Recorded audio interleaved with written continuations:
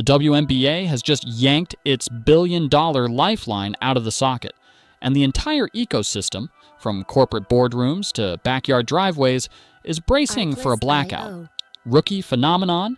Caitlin Clark, the human ratings magnet who turned a normally sleepy early season stretch into must-see TV, strained her left quadriceps and is banned from game action for a minimum of 14 days. One innocuous line in an injury report has already vaporized primetime broadcasts, hammered ticket prices, and forced sponsors to rewrite earnings decks they hoped would impress Wall Street. Clark wasn't merely another gifted top pick. She was a walking economic stimulus plan who siphoned millions of fresh eyeballs into women's basketball. Now, her electrifying pull is off the grid, and everyone, from salty vets to jittery executives, is about to learn exactly how fragile the league's new momentum really is. What unspools during her absence will determine whether the WNBA vaults into a future of mainstream relevance or limps back toward niche sport obscurity. Saturday night in Indianapolis, Clark felt a sharp pinch in her thigh after a routine closeout. Ever the competitor, she waved off the trainer, drained a corner three, and still dished 9 assists before the final buzzer. 36 hours later, an MRI confirmed a grade 2 strain, precisely the type that punishes anyone who rushes rehab. Indiana's front office issued a swift edict. No contact, no practice, no exceptions. The fallout was instantaneous. Sportsbooks worldwide froze every Fever futures ticket, networks reshuffled broadcast schedules, and hotel managers near upcoming road arenas watched group reservations collapse before lunchtime. Coaches can scheme around missing points. Nobody can slap drywall over a ratings crater this deep. Yet the absence itself is only the first falling tile in a chain reaction. Clark's injury triggers salary cap gymnastics, emergency hardship contracts, and a logistical nightmare for a team already at the bottom of the standings. The Fever scrambled to sign a reserve guard on a 10-day deal just to reach the league minimum roster count. Meanwhile, every opposing coach circled Indiana on the calendar, sniffing an easy win. And easy wins shift playoff seeding, which shifts bonus pools, which shifts contract incentives. One tender quadriceps just rewrote a month of competitive math, and players across the league are recalculating both their stat lines and their wallet projections. But as brutal as the basketball dominoes look, the broadcast numbers are sharper, like watching a stock chart nosedive in real time. Strip away the hype and look at cold figures. A WNBA game without Clark pulls roughly 400,000 viewers. Slide her into the lineup, and the audience explodes to more than 1.2 million, sometimes pushing past 3 million on marquee nights.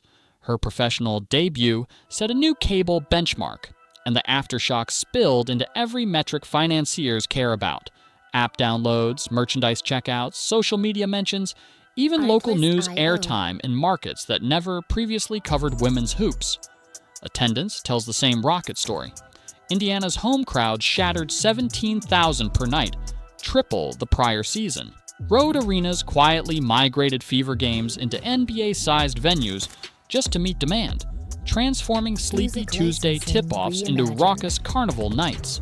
Scalpers, sensing gold, priced nosebleeds, higher than courtside seats for some men's preseason tilts. Now subtract Clark. Early projections peg Clark. Less national windows at 500,000 viewers and dropping. That decline doesn't just nick advertising revenue, it triggers make-good clauses requiring the network to give sponsors extra airtime elsewhere. Free impressions that blow holes in quarterly forecasts. Ticket resellers have already slashed prices by 70% for games during her absence, turning what was once a guaranteed sellout into a patchwork of unsold gray seats. Ushers will likely guide fans toward center court, because the upper deck threatens to resemble a meditation retreat, empty, echoing, and eerily calm. Momentum is a cruel mistress. Once shattered, she rarely returns on demand. Cue the pundits, and nobody loves a live grenade more than Stephen A. Smith. ESPN's resident flamethrower marched onto the morning set, brandishing stacks of rating sheets like legal subpoenas. He called out Commissioner Kathy Engelbert by name, accusing her of treating lightning in a bottle like lukewarm tap water. His voice climbed an octave with every slide he slammed on the desk. Television spikes, jersey sale logs, secondary market ticket graphs. Then he pivoted to the veterans he claims are fueling a hazing culture. You do not hip check your meal ticket into the floor every night and then act shocked when she limps to the bench, he barked, finger stabbing the camera. Smith concluded with a mic drop flourish. If those numbers tank while she's out, every hater better stand down and ride the wave. Facts over feelings. The rant wasn't mere showmanship. It was a warning flare seen from every corporate suite. If ratings crater, negotiations for the next broadcast deal begin with the league on its heels. If they miraculously hold, critics gain ammo to say the business isn't as star-dependent as doomsayers insist. Either way, the conversation will orbit Clark. Absent or present, she anchors the narrative. Yet while Hot Take Radio kept the volume at 11, trouble was already taxing down a different runway. Last spring, league executives trumpeted a full-season charter flight program, framing it as proof the WNBA had arrived. Reality rolled out in piecemeal fashion. High-profile franchises, including Indiana, received priority segments, but smaller market clubs still trudged through commercial hubs. Veterans hinted that Clark's sudden stardom fast-tracked the upgrade, overlooking the viral video of teenagers swarming her at a layover gate. Uneven travel weeks became the norm. Some teams reclined in leather seats, while others hugged airport carpet between delayed connections. All those miles matter. By May, Indiana had logged one of the highest air mileage totals in the league. More miles mean less sleep, and less sleep magnifies injury risk. One turbulent landing, one baggage claim sprint, and the quad says, enough. The optics are unforgiving. Your marquee asset crammed into seat 27B, while lesser-known NBA rookies lounge on private jets.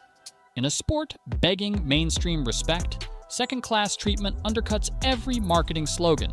League insiders swear full charter parity is coming soon, but fans aren't interested in promises. They're counting the days until Clark replaced sweatpants with game shorts.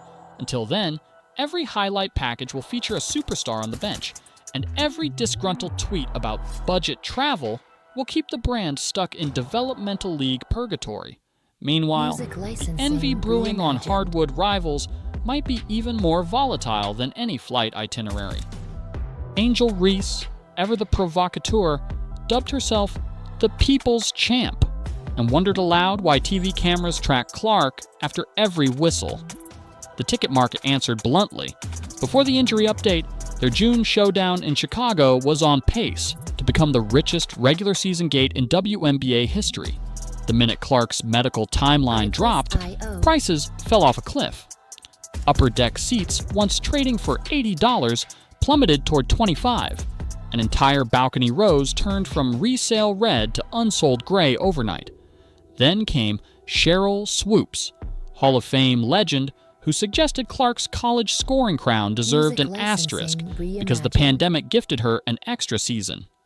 That comment detonated social media timelines faster than a viral meme, ultimately costing Swoops a planned commentary cameo for the Commissioner's Cup. Underneath each barb lurks a raw truth. Some veterans feel they slogged in barren gyms for years only to see a white rookie dominate every headline and endorsement. The human impulse to protect one's turf meets the cold math of ratings. Clark isn't stealing a slice of the pie, she's baking a brand new pie that never existed. Remove her and there's no redistribution, just empty dessert plates. The league must manage this emotional landmine carefully.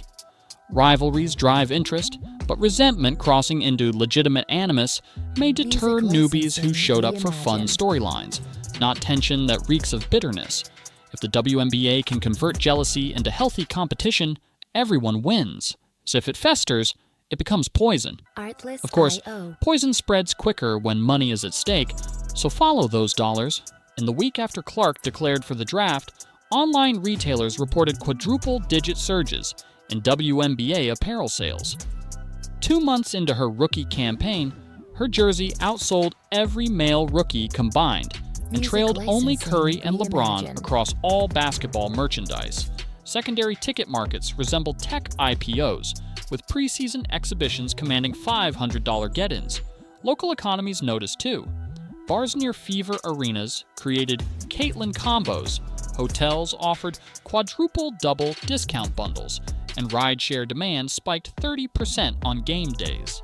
Behind conference room doors, bean counters whispered about $1 billion annual revenue target once considered fantasy. Then the quad snapped, and calculators sobered fast. Analyst projections show a 7 to 10 million hole in the next 2 weeks from lost ticket surcharges, discounted merch, and make-good ad spots. Worse, intangible buzz, those priceless water-cooler chats, evaporates the moment Clark is missing from highlight reels.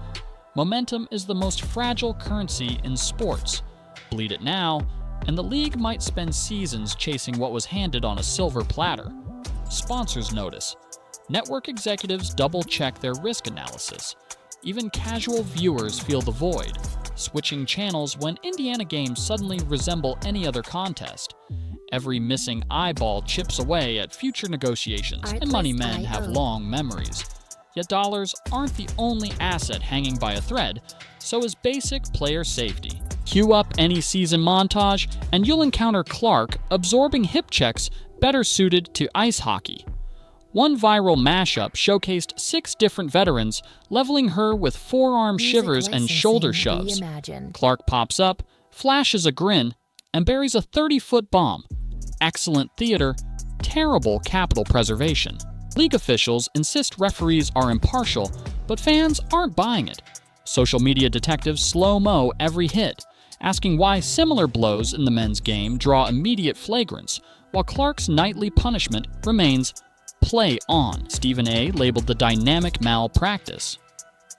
Rival coaches, off the record, worry the cumulative damage could rob the league of its greatest asset long-term.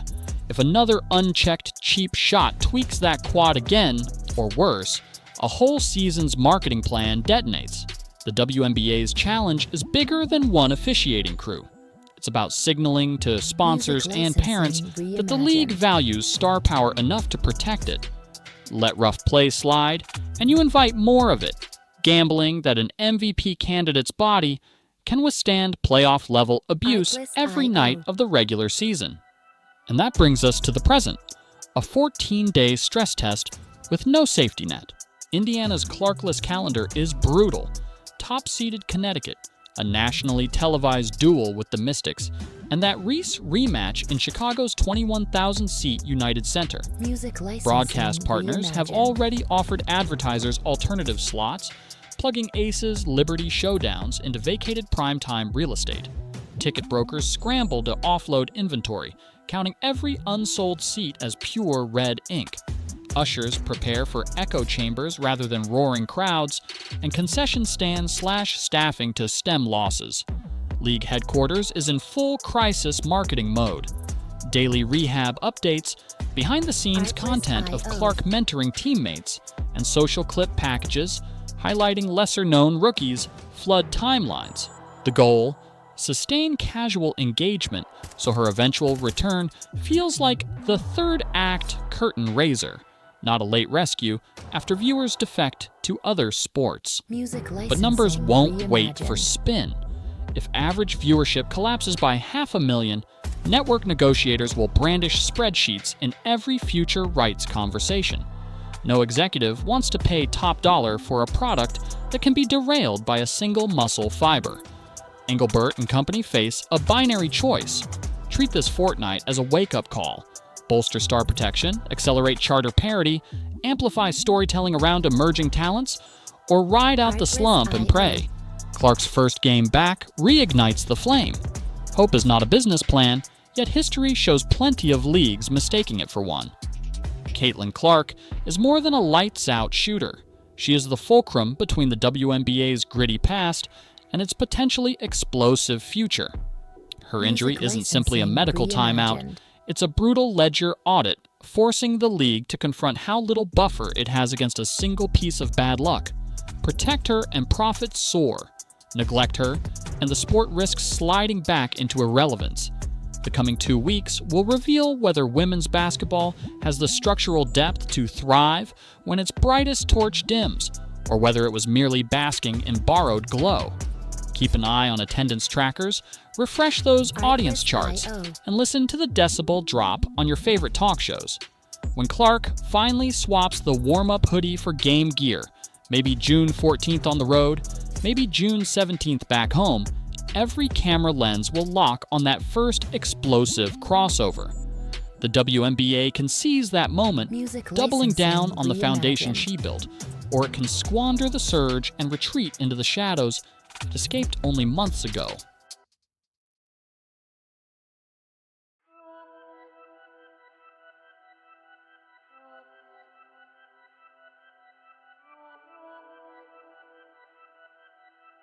Artlist.io.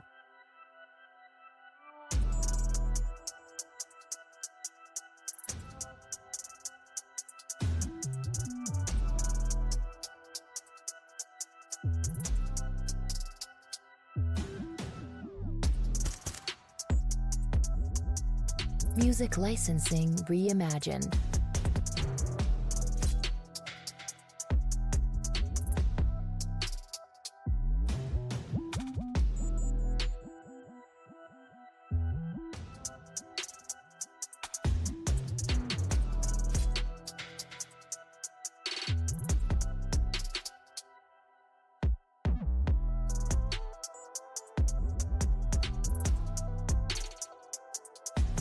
Artlist.io.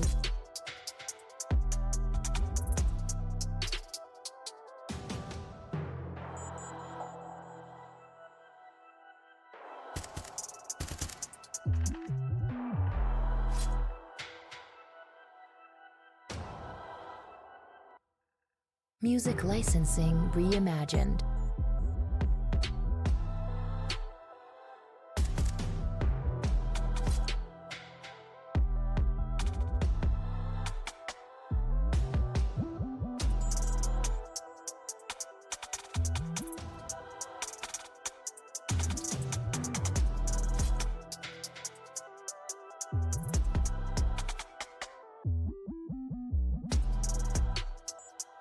Artlist.io.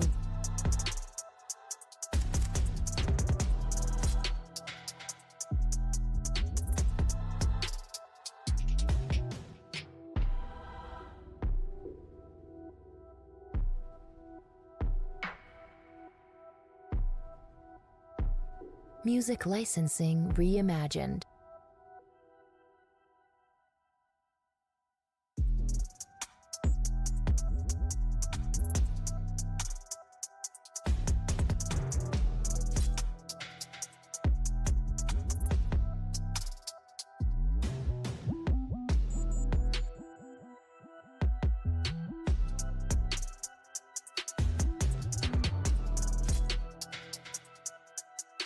Artlist.io.